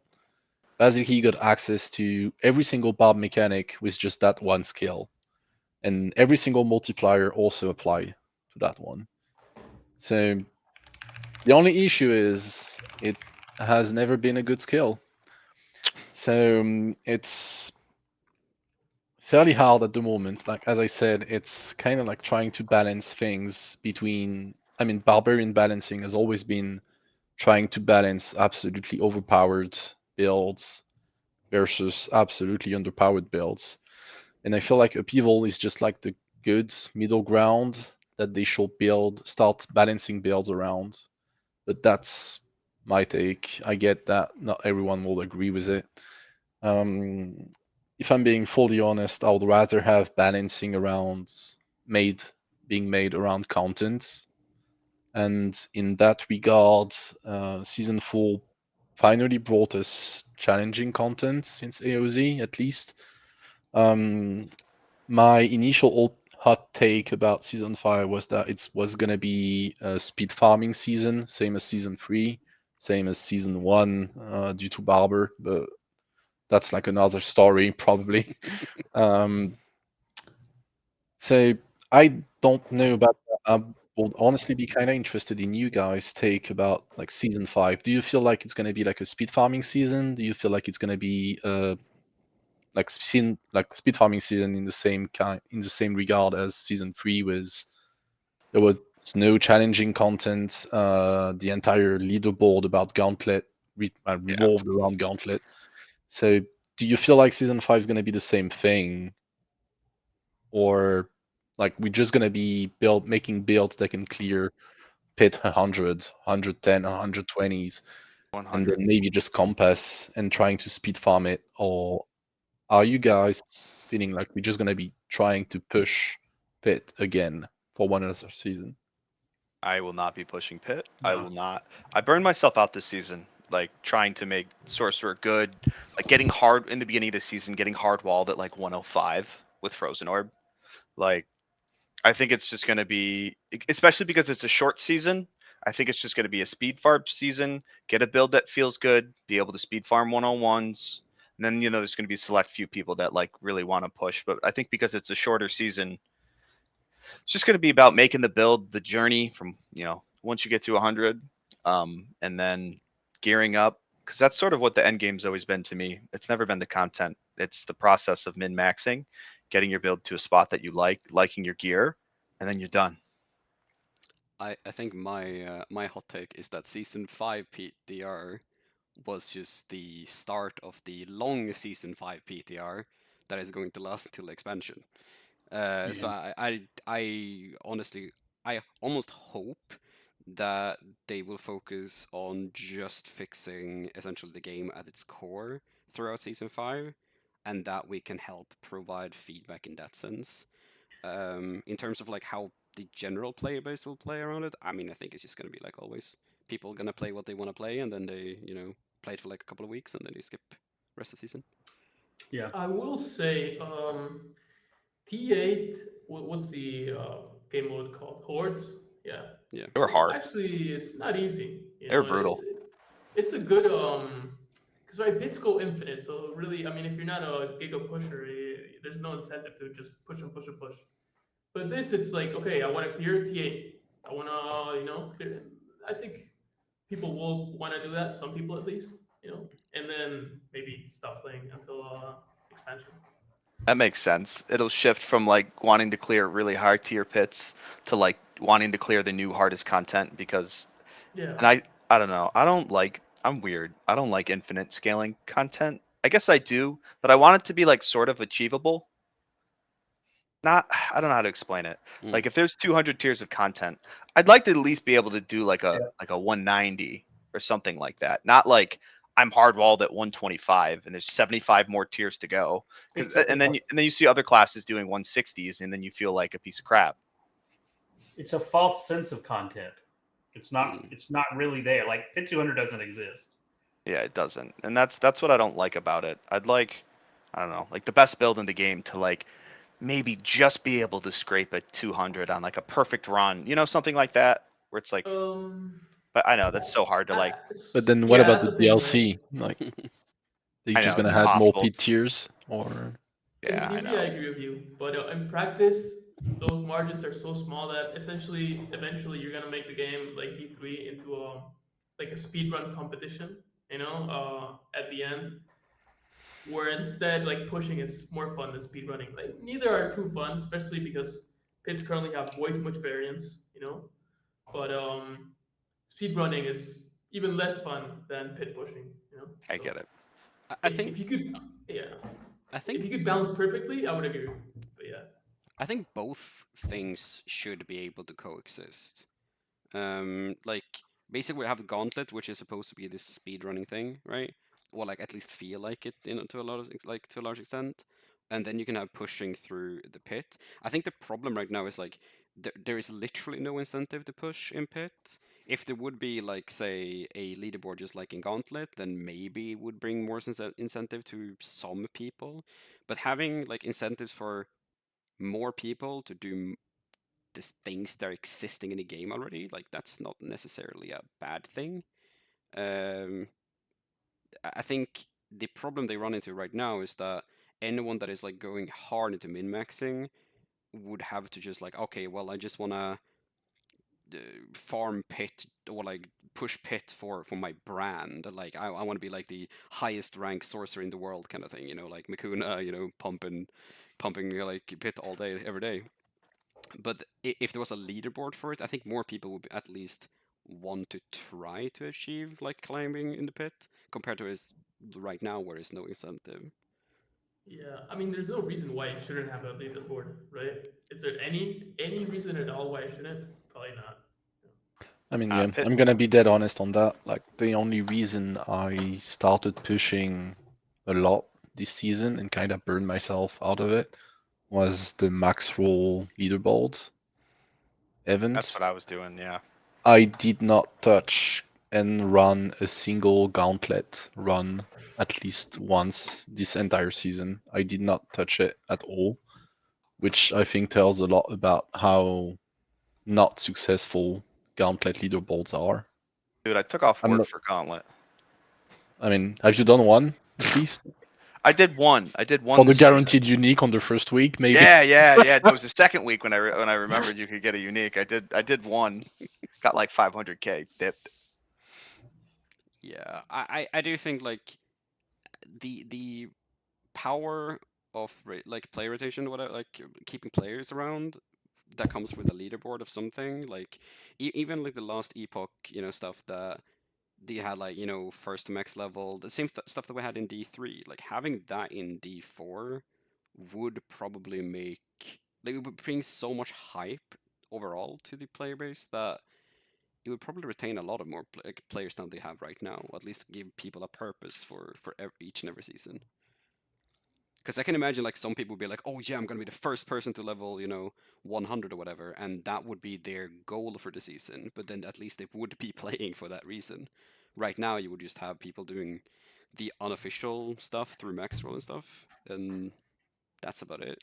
It would be good if Blizzard themselves would do something to promote that sort of games, like end game activity or season activity. Yeah. I think pit leaderboard is a no-brainer. Like maybe reset it each week. I don't know. Force people to not have private profiles. That whole thing is a topic on its own. Pretty much like Oh my god. gauntlet Bro, issues. show me your gear, bro. Nah, dude, not gonna show anything. Next question. With regards I want to to steal it. with regards to information flow at the start of the season and PTR, what information is the most sought after from the general player base, and how can players get the information to you guys for testing and updating existing or non-existent data? Basically, what is fluff data and what is sought after for us testers? I like finding if people find interesting bugs. That I like finding that stuff out. So just shoot it over to us. Anytime there's some crazy bug or you think there's a crazy bug, we'll happily test it. What does the druid have to say? Because we finally got a druid on the stream. Boiler was spamming me non-stop, like at the end of, like just before PTR started, just to get like some testing done.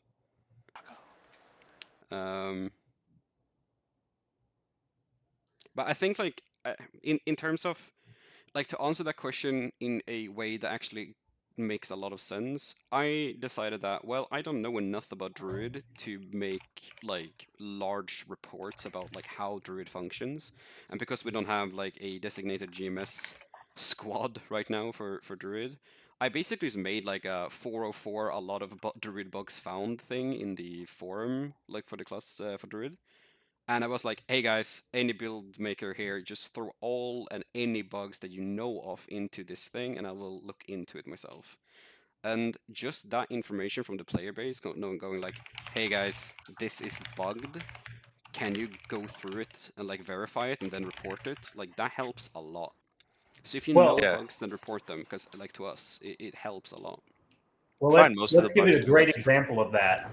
This season, a bug was posted about rapid ossification and decrepify an interaction, and somebody says, all that was given to us was the information that said, I don't know what I did, I can't replicate it, but here's the video of this happening.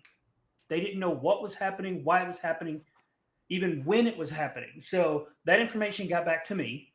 So I spent a couple days actually before we actually finally identified what was causing it. Turns out, after a lot of testing, we were able to determine exactly what caused it, how to replicate it, and even how to benefit from utilizing it. So, things like that are even if it's something you think could be happening, even if you can't replicate it, get it over to us, because some of us are crazy enough to spend days trying to figure the same thing you did, if it's real or not.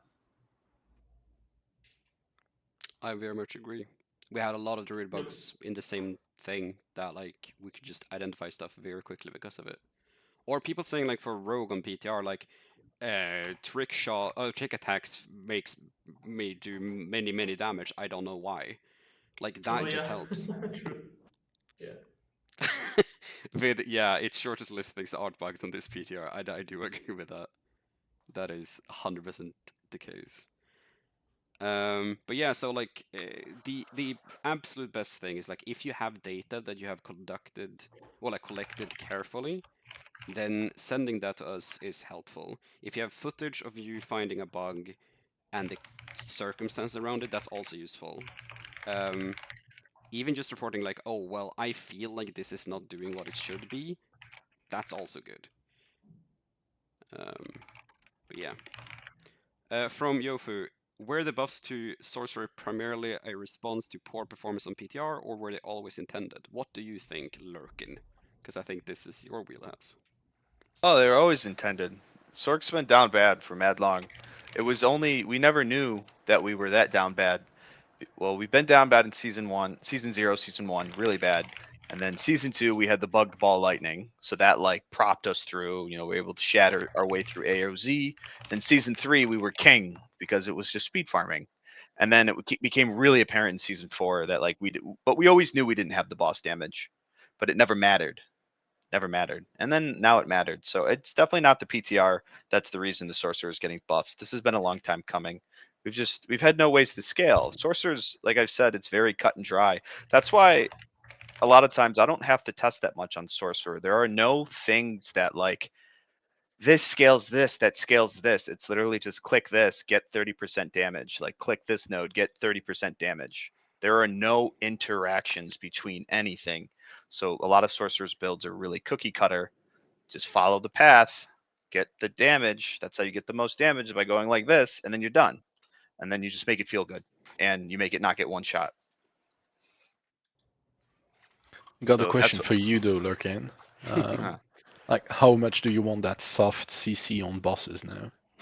I want it so bad. I want it. So yeah, Sorcerer's biggest issue is I think it's cool. So I've always had the issue where like a lot of our enchantments, like Ice Shard enchant, Charge Bolt enchant, like I have to stun an enemy, and an enemy has to be frozen. Fireball enchant, I have to kill an enemy. It's always about killing enemy or like on a stunned enemy or deal damage to stunned or targets, and then it's not an issue when bosses can get nuked in 2 or 3 staggers, but we have the stagger resist. So after your third, fourth stagger, it takes 10 times as long. So it just becomes a huge issue. But we saw with like they just announced the change for the lightning rod aspect. It's like chain lightning has a 25% chance to deal 80% more damage. And then it's like this chance is doubled against crowd controlled targets or bosses. And that's sort of what my PTR feedback was like when you guys do these changes, like anywhere that you have the word crowd controlled, it needs to also say boss. Because we can't, and that's like I don't know, with the creeping death aspect, it's like it has the word staggered boss in there, and I'm like, ooh, that sucks. I can only stagger you like 3 times, buddy. When you only get 8 staggers out of it, like a 6-minute fight, it's like, all right, there's a bit of a tangent. The final question really that we have is from Castle, and the question is, what were the class favorites that stood out during the PTR? Builds, uniques, anything, like anything positive that came out of the PTR for our respective classes. I'll start. Sorcerer got its first ever uncapped scaling, besides like our old Burning Instinct node, but you can only get that to 125. But we got the splintering aspect, which was like Lightning Spear sort of became like Blizzard, making ice spikes, but it scaled 1% damage per 1% crit strike damage. So you could scale it like 1400%. So it was like the first time we've ever seen uncapped scaling. And that made me realize that they're not going to change our legendary nodes like to make them like barbs. They want the power to come from like aspects in the build, and they want like the paragon and the skills and everything to provide a set amount of power, because they want the drops to be the exciting part. So I don't think we're going to see too much more uncapped scaling in paragons or skill trees. I think from a rogue perspective, I gotta agree with Slot on this one. Umbra Crux is just like the most interesting mechanic that we saw in PTR for rogues. Was that the rogue totem? Yeah, it's Yeah. the whenever you use a I think it was sick. subterfuge skill, I think, or something like that. I was in a Helltide, and I was casting blizzards on it, proccing damage off of it. It was sick. There are so many potential builds with it. If it stays like it is right now, it's completely busted. But if it's not completely butchered, you could even make theoretically like 0 DPS sort of builds for rogues that utilizes this totem to do damage in group play and stuff like that, which could be a completely new build archetype. There's also the barrage implications that you will shoot all of your ricochets into the totem, which massively increases the damage output of builds that traditionally had a difficult time with bossing. So I think for sure Umbra Crux is the one thing that makes me like super excited about Rogue in Season 5. Yeah, I agree. We're starting to get some class roles. We got 0 DPS Barb, we got support Rogue, support Druid. We got the carry Sork, who just kind of gets carried. What about Necro then? Was there anything like that was particularly interesting or like stood out as a fun thing? I mean, to me, it just goes back to Bone Spirit. The fact it was our best build and it got like triple buffed. So I'm just more excited to see what the other uniques we're getting. See if anything else can come up to some resemblance of level that Spirit is right now. But as it stands right now, nothing is. What about the?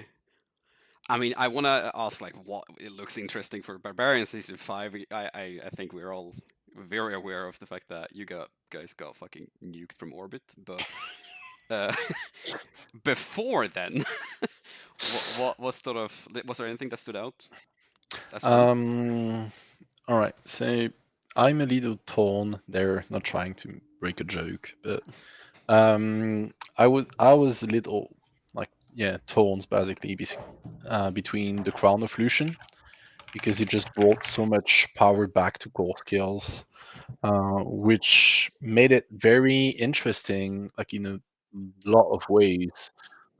Basically, power kick being able to be a core skill, so one of those only skills that have actually like double tags, being core skill despite being actually brawling skill, and Death Blow being a weapon mastery, but through Shard of Raphael. No, Third Lance.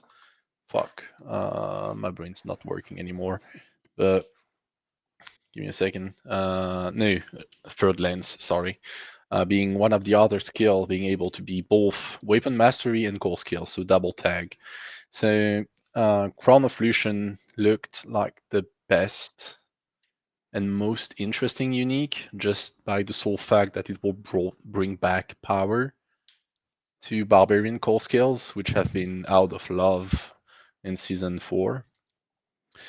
So if I had to choose one, that will be the one. The only issue, though, is that Crown of Lucian multipliers does not work as kind of like expected. I'll say it that way. I couldn't tell what was going on with it. Like, was it giving too much damage? Which it was doing a lot of damage, but the resource was weird. The I didn't know what was going on. Yeah. The first stack didn't give resource reduction, so instead of being 125% reduction to, increase the resource cost, it was actually just 100%. Yeah. And it didn't stack for channeled skills at all. You had to like spam it to Yeah. stack it. Yeah, I So it noticed that with was- Incinerate. It was so it was annoying. a bit weird. Yeah. So yeah, overall, I'm still gonna say like Crown of Lucian just for the build enabling possibilities. I doubt it's gonna be staying as a X2 or X2.25 multiplier. I feel can't. like it's just can't. I think it's going to go to Um, 10% and it'll go yeah. up to 50. Mm, Um, Kind of but shit, like, but yeah. yeah, It's a helmet. And it's not an It's- uber unique. it's not 50% even damage uber. on it's damage on helmet. I mean, you're giving up Shaco for it, but that's only 4 ranks. Yeah. You know? So Only. I think like if they want to make it, they need to make the helm punishing. I think that's the main problem because like you're like, oh yeah, I'll just equip Starless at the same time, Hex D. Yeah, that was like, literally Yeah, that's I won't agree, really I feel agree. it. So like if they just make it like 400% more resource cost, like something absurd that makes it like actually something you have to think about, it should be Yeah, fine. make me invest in energy regeneration or whatever, Yeah. you know? Yeah. Like, I But- agree. yeah. Yeah, but when you Well- have builds that don't actually spend resources and still benefited from Bone Spirit, makes no sense either. But I'm telling you guys, Bone Spirit is they don't understand. I don't understand how that works. That's actually one of the issue I had as well with Crown of Lucian, which is that I wish we could finally have a Barbarian Leapquake or Kota build. The problem is both of these rely on skills that don't spend any resources, which just make them underwhelming by default. But at the same time, we're getting new passive that got either butchered in half or are now giving us a whopping 8% increased damage instead of ×2. So maybe we can expect Walking Arsenal builds to finally come to shine at some point. The skills that rely on swapping weapons using free skills that don't have any weapon assigned to them. Sounds like a Yes. hassle. Bro, I run 5 cooldowns and 1 caster, baby. That's Yep. it. Just pumping. Oh, we got weapon swapping keystone passive that rely on skills that don't have weapons assigned to them. So we need to use other skills. You guys' classes are way too complicated. I'm gonna be honest. There's like way too much shit going on. I made a comment where I was like, I'm a good sorcerer theory crafter, but I've seen some of the shit Sanctum does, and like his spreadsheets and like all the calcs, and I'm like, dude, I use index cards and like a calculator.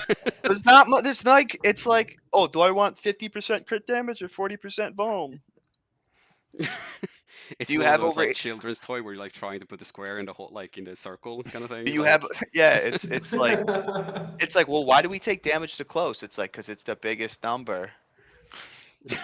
There's no interest. There's no like. All right, well, I can get more if I do this. It's like, no, which one is the largest number? The amount of Yeah, times I'm- that I've said that, just take the largest number. It doesn't matter. all right. Yeah, I mean, honestly, you could get a long way not doing what I do, but I enjoy it. You know, it's like You get the most. 80% of the fun for me. So Mine, do it. mine's all mainly because it's so formulaic on how to make the builds. It's all like field crafting. I just like need to do enough damage, and then like how much damage do I need to peel back so that I don't get just nuked? And then you find like the little sweet spot. Yeah. Barb's case is get as many multipliers that apply to all of your damage because That's sorcerer. most of them as well. don't. Yeah, it's all just like pick generic everything, and like you can't. I don't know. Yeah. Sword could be really cool if like, but the problem is all the elements are just like all the nodes too, and the passives are all element specific. Yeah. So it's like you can't do cool hybrids where it's like, oh, I wish I could like cast Frozen Orb 3 times and then like have it juice up my fireball, but it just doesn't work like that. Yeah, we got that kind of thing as well, except us, in our case, it's an element, so like at least like a four-faced dice. In Barb's case, it's just a coin, like just run it, and whether it's taking into account your stat sheet or your real value. True. All right, guys, I think it is time to start wrapping this up. Thank you, everyone, for tuning in. It has been a mess with audio issues and whatnot, but I appreciate everyone tuning in. And thank you, all of you, for joining me here on relatively short notice. It was a lovely time having this chat with you, and I hope we can do this more times in the future. Okay. That was fun. Thanks, guys. All right, thanks, guys. Take care, everyone. Bye.